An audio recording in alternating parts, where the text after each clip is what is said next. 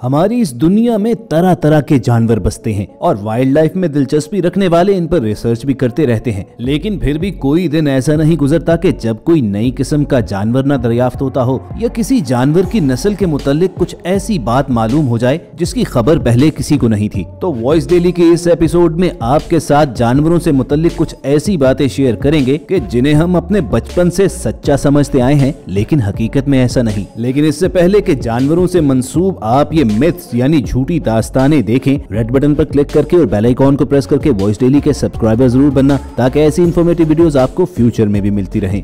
दोस्तों, आपने डरपोक शख्स के बारे में ये मुहावरा तो सुना होगा कि वो शुतुरमुर्ग की तरह सर छुपा लेता है, लेकिन सवाल यहाँ पर यह पैदा होता है कि वाकईतन शुतुरमुर्ग डर के मारे अपना सर रेत के अंदर छुपा लेते हैं। लेकिन इसका जवाब है कि ये बिल्कुल एक मिथ यानी झूठी दास्तान है जो सदियों से चली आ रही है। लेकिन इस गलत फहमी की शुरुआत क्यों हुई, तो इस बारे में वाइल्ड लाइफ एक्सपर्ट्स का मानना यह है कि शुतुरमुर्ग एक ऐसी मखलूक है जो जमीन से कई फीट तक बुलंद हो सकती है, और यही वजह है कि अपनी खुराक हासिल करने के लिए इसे अपना छोटा सा सर जमीन की जानिब लाना पड़ता है। तो मुमकिन है कि पुराने जमाने में किसी शुतुरमुर्ग को आदमी ने देखा हो और उसे यूं महसूस हुआ हो कि वो उन्हें देखकर डर के मारे जमीन में अपना सर छुपा रहा है। एक कहानी ये भी है कि शुतुरमुर्ग अपना घोंसला जमीन पर बनाता है और मादा शुतुरमुर्ग यहीं पर अंडे देती है और दिन में कई बार अपनी चोंच के जरिए इन अंडों को उल्टाती पलटाती रहती है ताकि उन्हें धूप की गर्मी बराबर मिलती रहे। हो सकता है कि इस काम के दौरान किसी ने शुतुरमुर्ग को देखा हो और उन्हें यूं लगा हो कि शुतुरमुर्ग डर के मारे अपना सर रेत में छुपा रहा है। जरा सोचिए दोस्तों कि अगर शुतुरमुर्ग वाकईतन ऐसा करता हो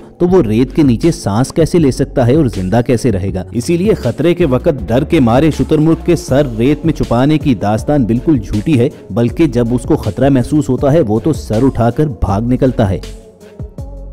दोस्तों, पार्क्यूपाइन यानी खार पुश्त या सेक एक ऐसा जानवर है जिसकी पुश्त पर कांटे उगे होते हैं। आमतौर पर माना यह जाता है कि जब इस जानवर पर कोई हमलावर होता है तो ये अपने नुकीले बाल बिल्कुल तीर की तरह हवा में छोड़कर उसकी जाने फेंकता है और ये कांटे हमलावर के चेहरे या जिस्म पर जाकर गड़ जाते हैं। अब सुनने में तो यह बड़ा बेहतरीन हथियार मालूम होता है, लेकिन हकीकत में ऐसा नहीं है। पार्क्यूपाइन का कांटा दरअसल उसके मॉडिफाइड बाल ही होते हैं, बस ये बाल जरा रूटीन से ज्यादा हार्ड होते हैं क्योंकि ये केराटिन नामी प्रोटीन से बने होते हैं जो पार्क्यूपाइन का जिस्म बनाता है।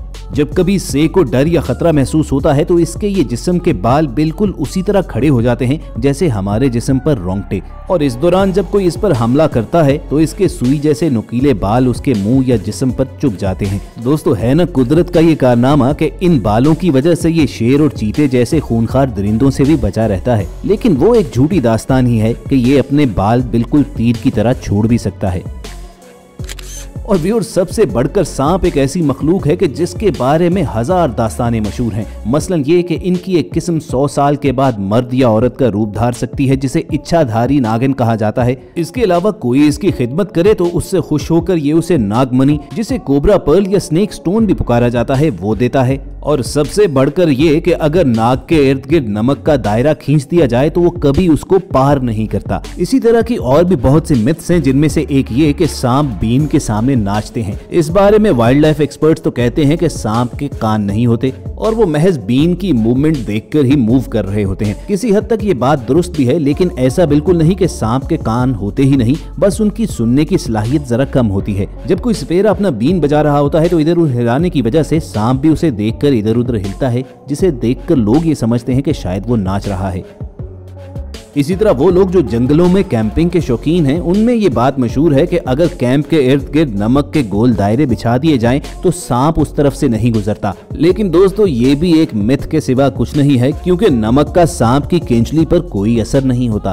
और इस बात को तो बाकायदा साबित किया जा चुका है कि जिसमें एक आदमी नमक का एक गोल दायरा बनाकर उसमें सांप को छोड़ता है और सांप बिना किसी हेजिटेशन के उस दायरे में से निकल खड़ा होता है।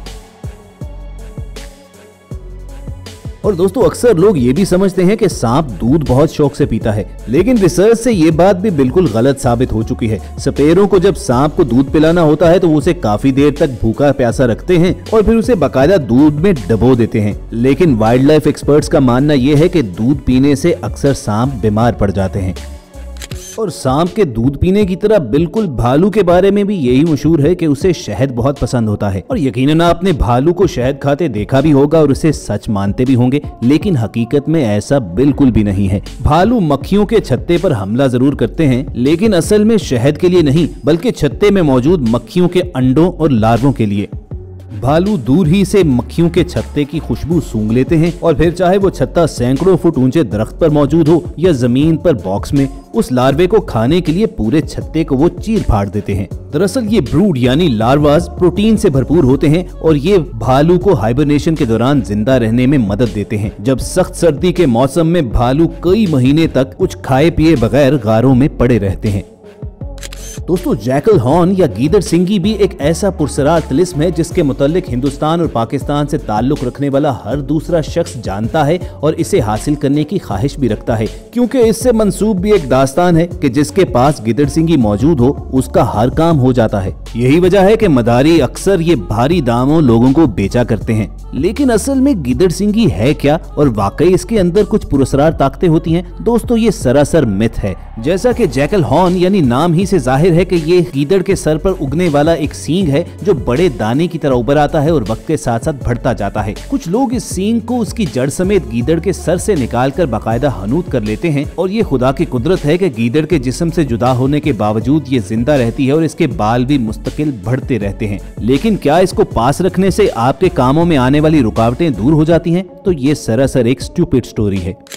और दोस्तों, चमगादड़ के बारे में भी लोग यही समझते हैं कि उन्हें नजर नहीं आता, उनकी आंखें नहीं होती। लेकिन दोस्तों, चमगादड़ अंधे नहीं होते, बल्कि उनकी आंखें होती हैं और वो देख भी सकते हैं। चमगादड़ों की एक नस्ल मेगाबैट तो इंसानों से भी बेहतर तरीके से देख सकते हैं। बस चमगादड़ की वो नस्ल जो कीड़े मकोड़ों का शिकार करती है, उसकी आंखें इंतहाई छोटी होती हैं और वो देखने की बजाय अपने शिकार को पकड़ने के लिए इकोलोकेशन से मदद लेती है। ये उड़ते हुए छोटी छोटी स्क्वीक्स, जिन्हें हम चींची की आवाज कहते हैं, छोड़ते हैं और जब वो किसी चीज से टकराकर आवाज वापस आती है तो इन्हें उसकी लोकेशन का अंदाजा होता है।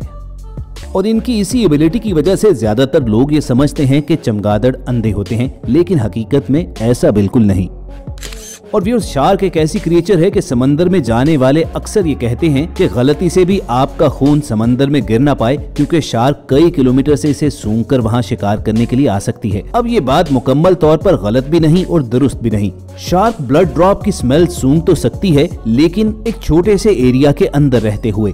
ऐसा हरगिज नहीं कि आपका ब्लड ड्रॉप समंदर में कहीं गिरा और कई किलोमीटर से शार्क उसे सूंघते सूंघते वहां आपको शिकार करने पहुंच गई। ये एक झूठी दास्तान यानी मिथ के सिवा कुछ नहीं है।